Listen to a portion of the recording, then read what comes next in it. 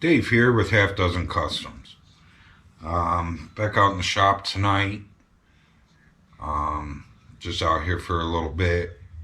I decided to, we're going to attempt to make the driver's side rear floor patch for the Monte Carlo.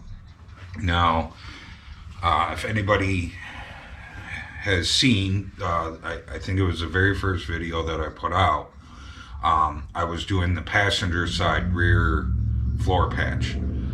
Same thing I'm making here, but it was for the passenger side, and I had made a couple of dies for my plenishing hammer to put the rain gully channels, drain channels in the floor.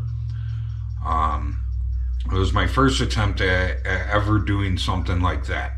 Always in the past, I have always just cut it out and put a flat piece of metal in. So for me to add these channels in to try and make it look as stock as possible, it was new for me. I had seen on Make It Custom where he was making his own dies for his plenishing hammer or his big hammer that he uses, and it gave me the idea to make dies for mine to put these channels in. And if you watch that video, it came out great in the end. It worked how I needed it to work, but it took several tries. The first channel I put it in upside down. I had to hammer it back out, put it back in again the right way. And then, when I went to go line up the next channel, that one worked out okay. Went to line up the third channel and it was not in the right spot. I ended up having to, hammer it out and scoot it over a little. And it took me several tries to get it right. I was able to use the first piece of metal that I started with, and it looks good in the car. I'm happy with it. Now I have the bead roller. So this is my first attempt at making this patch with the channels with the bead roller. So I'm not expecting this to work the first time. I may end up having to hammer stuff out and try again, and we'll get it to work. Hopefully I can do it with the first piece of metal. We'll see. Maybe I'll have to, use a couple pieces of metal. I don't know. This is a new experience to me. So what I'm gonna do is I'm gonna mark out where the channels are. This one actually has more channels in it than the passenger side did. Why, I don't know, but it does. So I'm gonna mark out where the channels are, and then we'll run it through. I'm probably gonna run just a little quick test piece, make sure that I'm gonna be doing this right. I've ran a couple tests prior to this, last week or the week before or whatever, and I know that it does what I need it to do. But I'm gonna run a test, make sure I'm just going the right way, know which way I'm going. So hopefully I don't, hold it up and be like, damn, it's upside down. So, but then, we'll lay a channel out, and then I'll lay the stock piece back on there, and see if anything changed, because this does, stretch out the metal, and that's why I do it one channel at a time. And that was, I knew that going in doing the passenger side, to do one channel at a time, check it, do the next channel, check it, do the next channel, check it. And I was still off. I still had to go back and hammer it out and do it again. So, I'm going into this kind of expecting the worst and hoping for the best. Hopefully one day I'll be good at it and I'll be able to just slam these pieces out in my sleep. But for right now, it's a learning experience. We'll get it done. So bear with me. So first I got, I don't know if you guys can see this over here. Let me see. Okay. So I had gotten, it had been a little while since I had worked on Monte Carlo because I was waiting for metal to come in. So I got the metal in, I don't know, last week, 2 weeks ago. I've just been busy with other stuff. But I cut out a piece of metal. I cut it out bigger than the patch because, you know, everything's going to get stretched out. But so what I'm going to do here, there's one channel here, 2, 3, 4, and 5. So I'm going to mark out where these channels are.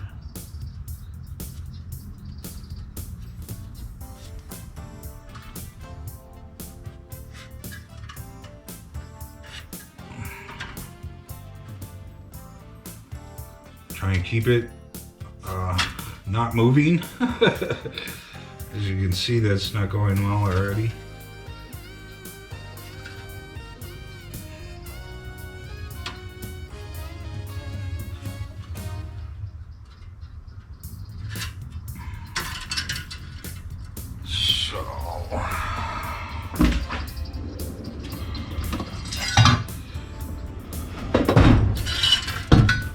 So like I said, I'm just kind of winging this at the moment.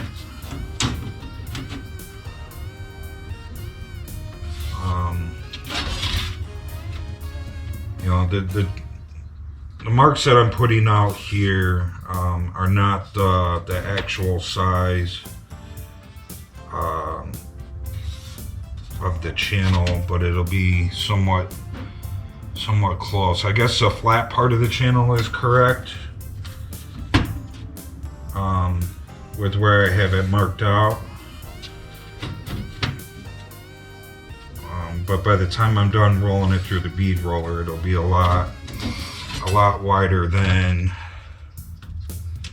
it actually looks in the pen.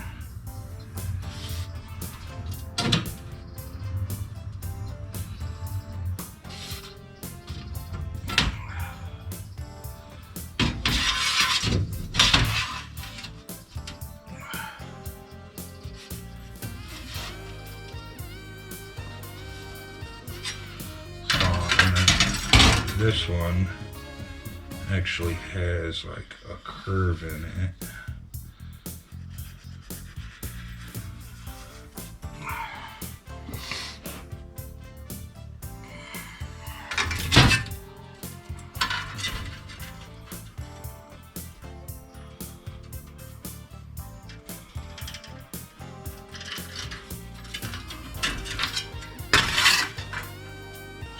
So let's okay, so I kind of this would be the drain hole that was in there from the factory. I'm not putting the drain hole back in. I didn't put it in on the passenger side, just too hard to do. And if I actually need a drain hole in my floor, I got other issues. So, you know, we got this one that kind of curves in, and then all these that are supposed to meet up with this channel. So let me grab a little test piece and just make sure that I'm kind of starting this with the right mindset.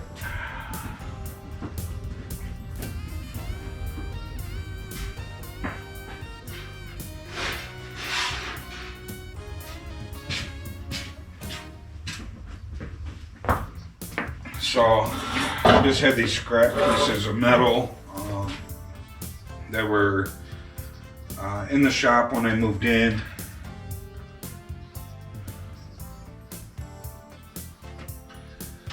So this is not nearly as thick as that stuff, so we'll have to see how it works with that metal.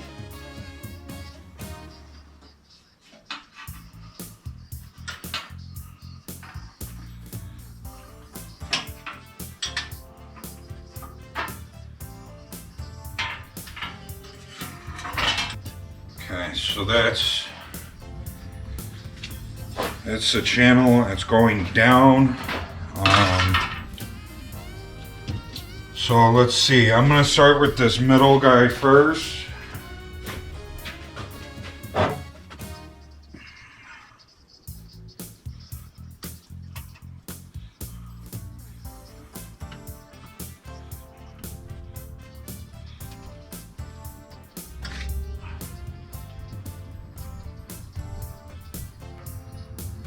I already did it wrong. I already did it wrong.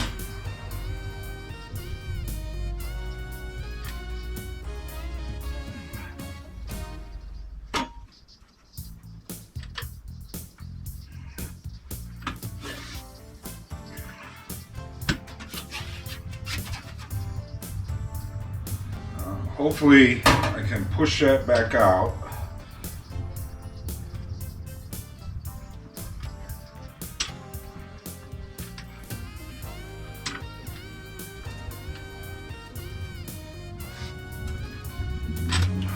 Bad. I was able to push it back out for the most part.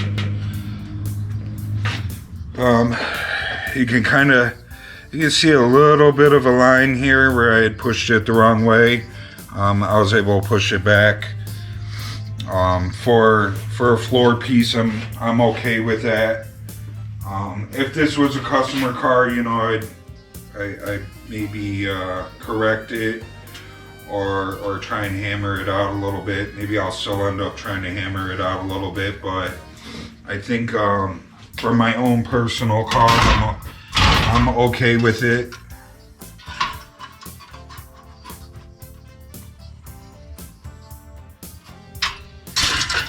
So let's try doing another one. Try and do it the right way this time.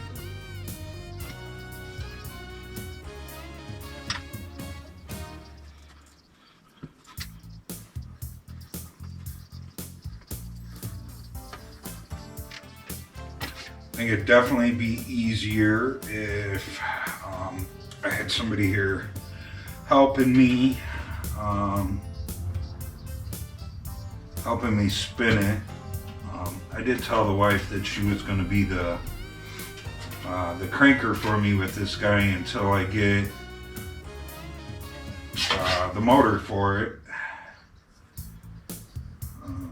And I'm just being stubborn and trying to do it myself.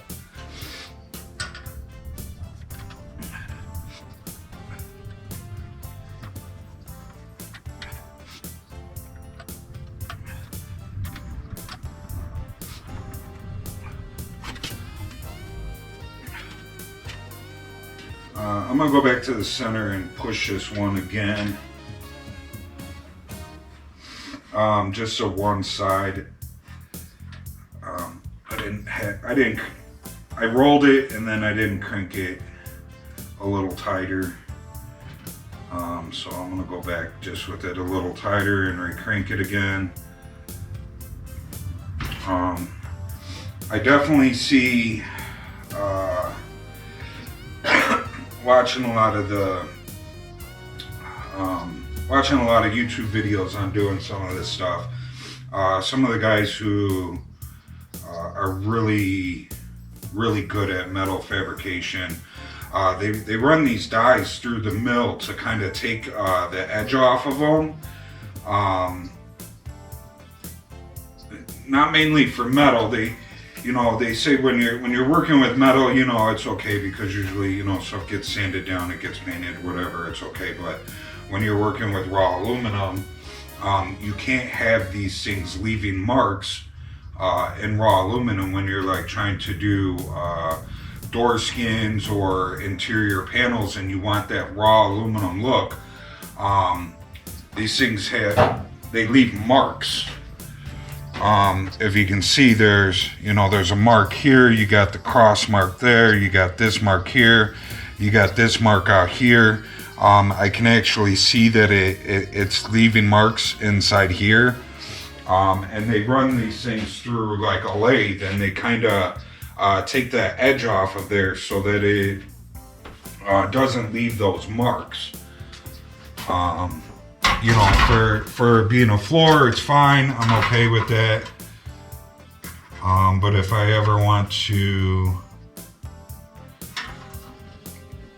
and see, this is so I'm gonna have to go check on the car. But you know, I think we're okay with these two that I just did. But if you look at this one, here's the channel. Look how far off I am with my marks. Same thing with this guy. Look at where the channel is compared to where my marks are. That's how much the metal has changed. That's how much the metal has changed just running it through you know, this machine. It stretches it and pulls it, and it changes where all your marks are. And I knew that was going to happen. It happened to me on the other one. I expected it on that one going in. That's why I did them one at a time and kept checking them. I'm gonna just go check this piece with the car and see, you know, if we're even in the vicinity on the car. So, you know, I'm trying to line it up with the piece that I cut out, but it's always good to check it with the car as well. So,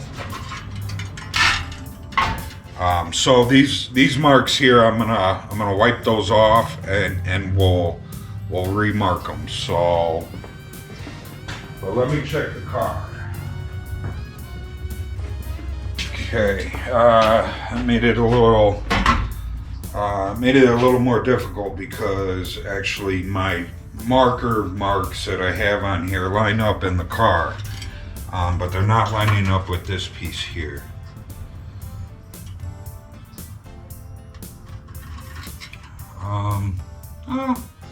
Yeah, they're still lining up here too. I must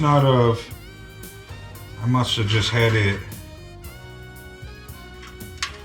See if I scooted it up about where, I don't know, I'll have to go back and look at the video. I must have had it like down here looking, and then my marks don't line up.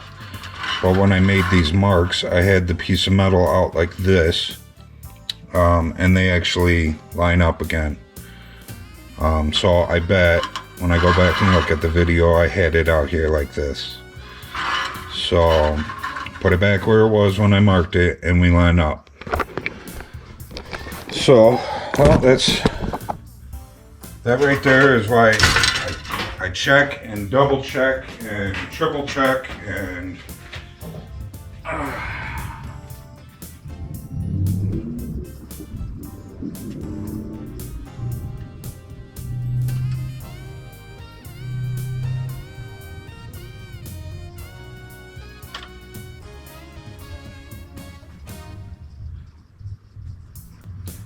I can see how having a helping hand cranking this for me is going to be a big help, because as I'm putting these rolls in here, the metal's kind of curving up and we're getting drag in here. It's kind of making it a little difficult to control when it's catching on everything. It'd be nice to have a second hand here.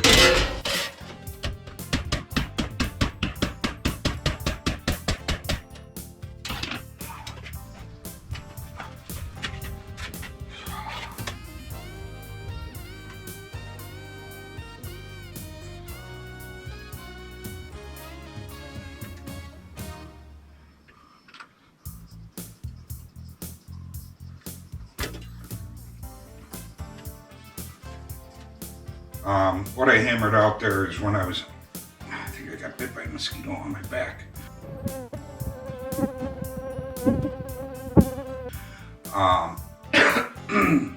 When I was cranking it out, I was was catching on this and it was dragging it and making it spin, and I came off my line. And then when I rolled it back through, I went back through on my line, and it kind of left like a double stamp mark. I was trying to kind of hammer that double stamp mark back out.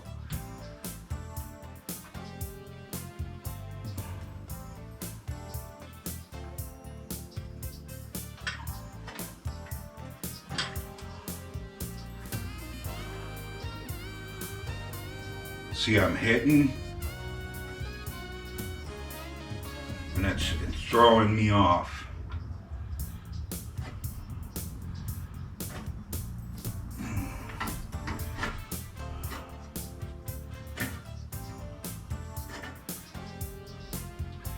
I kind of need two hands here.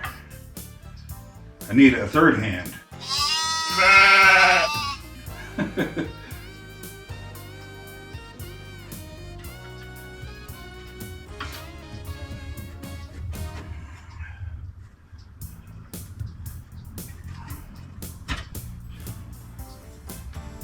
Ow!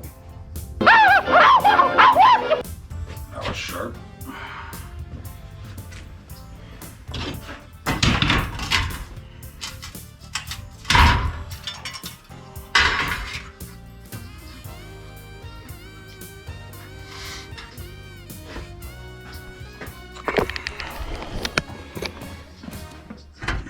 Okay, so far, it looks like we're lining up okay.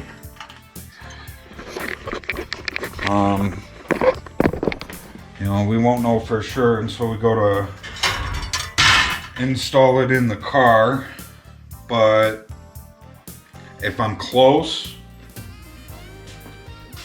with this car, with it being our own personal car, as long as I'm close, I'm okay with it. You know, this is a learning experience for me. As time goes on, I'll get better at it. You know, if this was this Jeep where it's my buddy's car, you know, I'd do it 10 times over if it meant getting it right. With the Monte Carlo, it's a learning experience for me. It's my own personal car. If I can get it close and I learned something from it along the way, then I'm happy with that. So I would rather learn on my own vehicle and then apply it to somebody else's vehicle. So, but so far, I think we're good. Now, I'd be willing to say that with this tool, and my wife cranking on it, woo! And me being able to move slow and control this, I bet I could put that oval drain plug. I still have the drain plugs for the car. For some odd reason they survived, but the floor didn't. I bet I could put the indent in here and cut it out and make those drains actually go back in. I'm not going to do it because I didn't do it on the passenger side, and I'm not cutting the passenger side back out to redo it. So, but I bet with a little bit of work, a little bit of patience, I bet I could do it.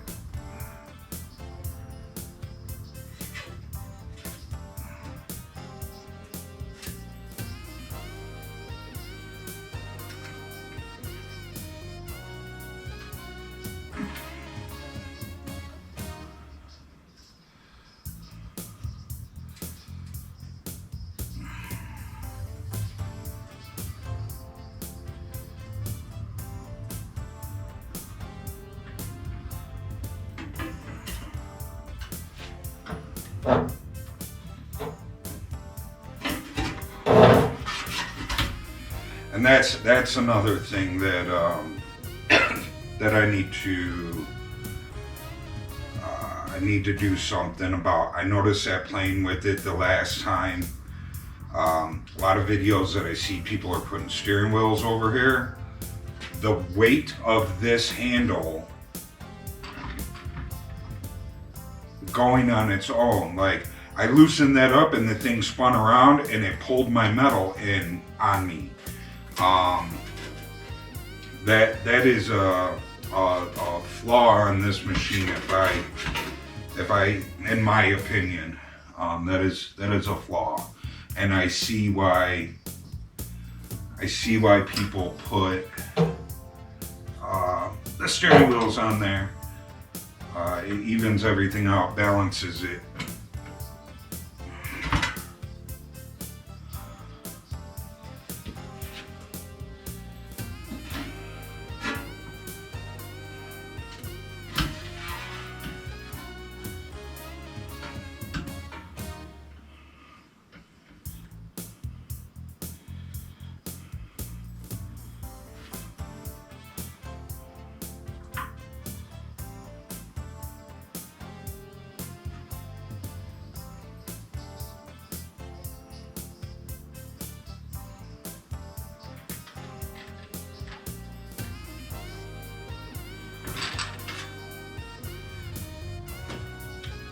Got a little fancy, put a little curve in there.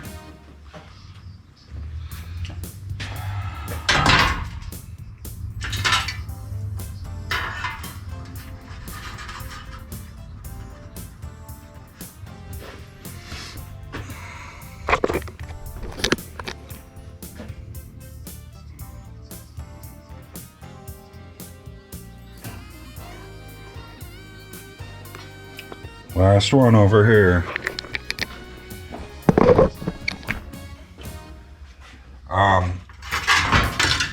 I left this so wide over here because that patch. So I cut that patch out. I kind of grinded and cleaned up, and I hit a couple areas with sandblasting, and I cut out what I thought was the bad area. And then as I started to work and I started to clean up a little bit more, I realized that on this side of the patch, the damaged area was actually up probably about an inch higher than where my cut was. And I actually went back and I cut out another inch of metal out of the car. So I left this side long to make up for that inch, and hopefully I get it right by doing it how I'm doing it. So so far I think everything's looking good. I definitely like this bead roller. This is definitely an improvement in the way that I've done stuff.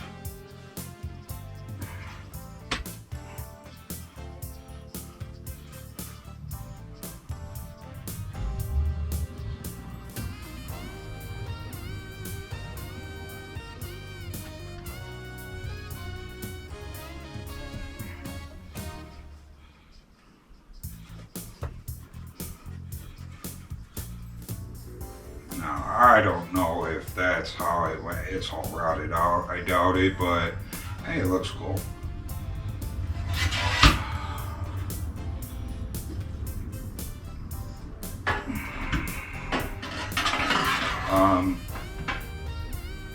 Another thing that I see people are doing is that they're drilling a hole through here, and then there's this block that the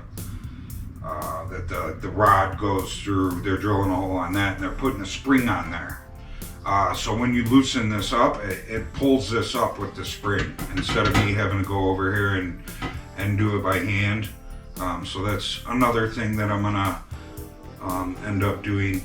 I have a crank thing. I don't know, it's about this long. It's about like this. It's old. It's on the outside of my wife's garage. When you open up the garage door, they used it. They spun it over and it held the garage door open. I don't see any issues with the garage door. When you open it, it stays open. I don't see any reason for that being there. I've just always left it there.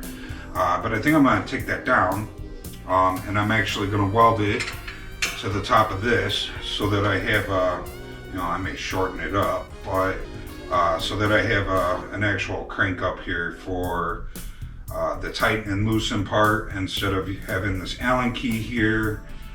I'm gonna drill a hole, put the spring in there. I think that that's a good idea.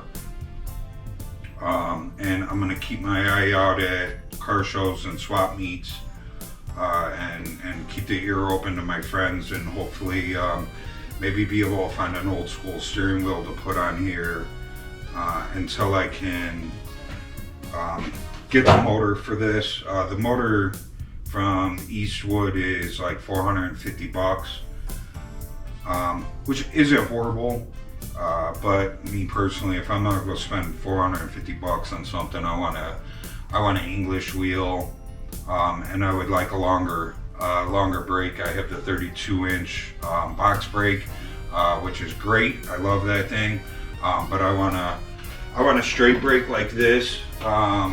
I think they have one that's 40. I think that's a 32-inch, and they have a 40-inch or something up at Harbor Freight, or 38-inch or something up at Harbor Freight. You know, I know it's only an extra 6 inches, but 6 inches is it can make a difference. That's what she said. And it's nice that it has a nice straight brake on it. The box brake is cool, but when you crank that arm, it comes down on one side first and then slowly brings down the other side. And if you pay attention to using those, or what I've found out with using it, is it'll put a harder brake on one side than it will on the other, because it goes down on an angle. And I don't really, you know, when you're making little stuff, it's fine, but if you're making a big thing, it's noticeable. You have a hard brake on one end and a soft brake at the other. And it kind of, you know, when you're making long pieces of metal, it's not exactly what I'm looking for, so I would like to get that different brake.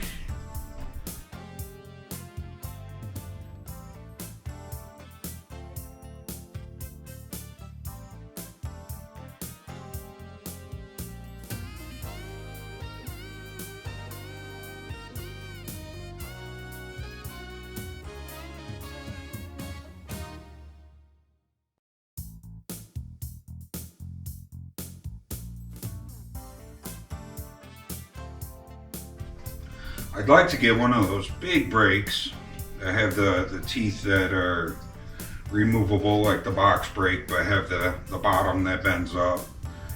I've been looking at them, even used. They're still very expensive. And if I was to go get one, I don't know where I would put it. You know, with every tool I get, I lose a little more room in the shop. So, and that's a big piece of equipment. I see a lot of people have them outside, and I don't mind putting it outside. I'm not worried about it disappearing or anything like that. But you know, I live in a cold climate area during the winter, and you know, I'd hate the thing to be sitting out there covered in snow. So let's check this and get off of the gab session here. Okay, let's to me this looks like it came out good, hopefully, in the first try. Fingers crossed. Fingers crossed. That this is gonna work. So far from what I see, it looks good. You know, here you can see it without.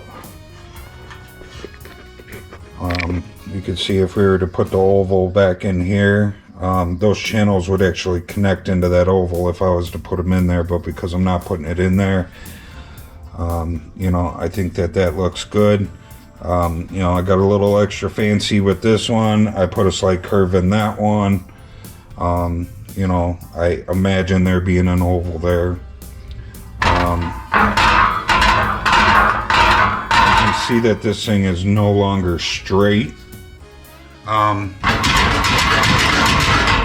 can see that this thing is, you know, it's got a bit of a curve in it now.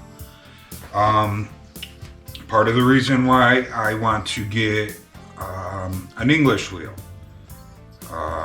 You can run this thing through the English wheel first, kind of stretch it out, and then as long as you don't go too far or too little with the stretching out with the English wheel, when you go to put these channels in, you end up with a straight panel if you're good and you know what you're doing.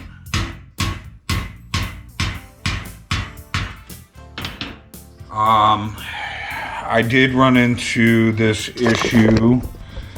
Excuse my hand over the camera. I did run into this issue on the last one. And I don't know if I had this on video last time. But as we get to, let me grab this old piece. So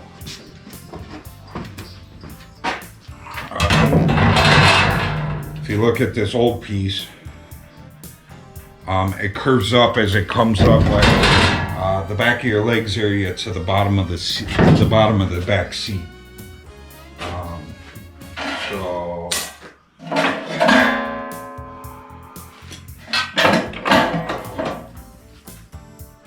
So I ran it through here to get the roll in the back.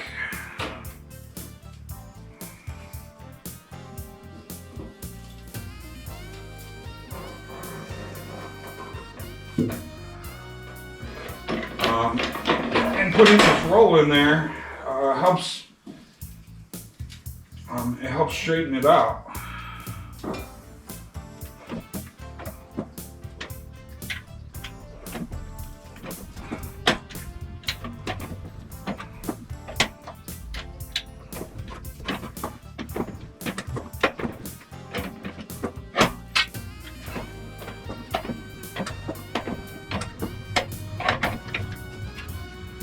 So we're starting to get the curve in it.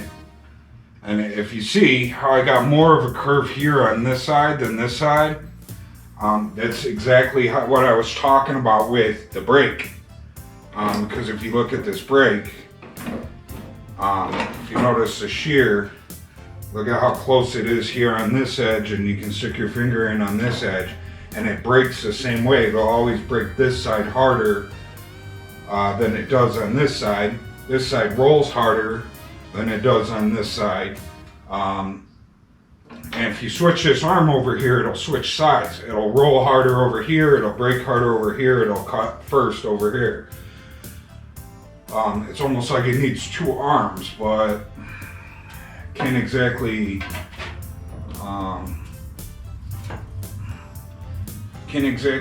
do two arms with this.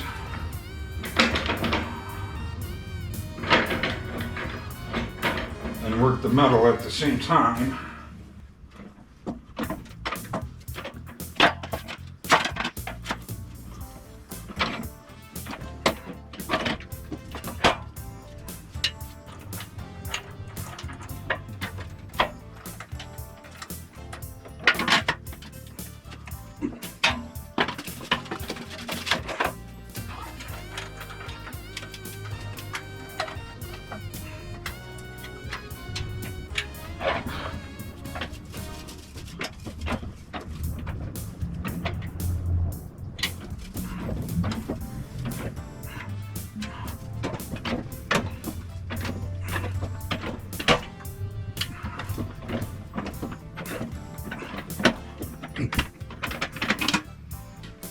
Okay, so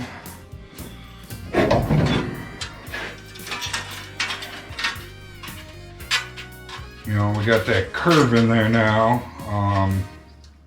You know, may need a little bit of more work, but that curve's in there, and it straightened out a lot of that panel. You know, there's still maybe a little bit in there. I can see that there's kind of a little bit of a low spot here, just where you can see that I ended, you know, all these lines. You can see that, you know, it's got a little bit of a low spot in there, but you know, I'm okay with that being there. I would rather have that there than have hammer marks. You know, if I was to go and try to kind of hammer this out, I think I'd rather have that little bit of a buckle that's there than hammer marks. But now it's going to be, you know, seeing if it fits in the car. There's going to be a lot of trimming to do. If anybody's watched that first video that I did when I did that passenger side, you know, I trimmed and cut and trimmed and cut and trimmed and cut till I got it close. And then I tacked it in place, and then I cut around the patch and cut the existing floor out around it so that I was able to butt it up nice and clean. So so that's the next process in this this thing. So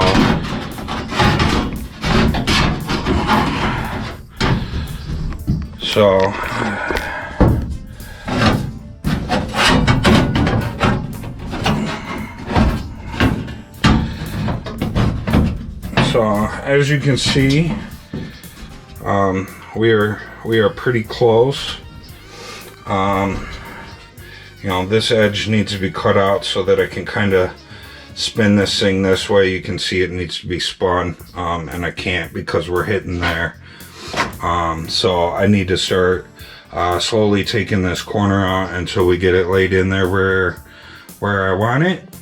But so far so good. I think we're looking good.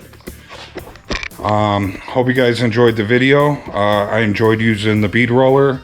That was the first time I've actually used it on a you know, project that I'm working on. So other than just testing it, excuse me, I got the burpees.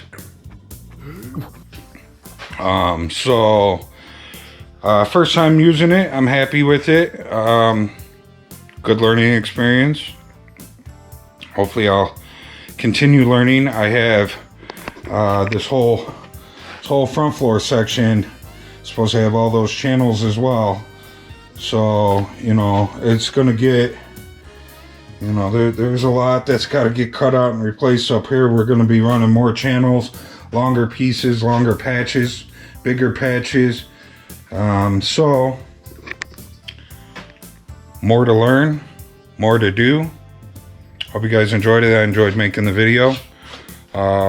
Remember, like, subscribe, share, leave a comment. I'm out.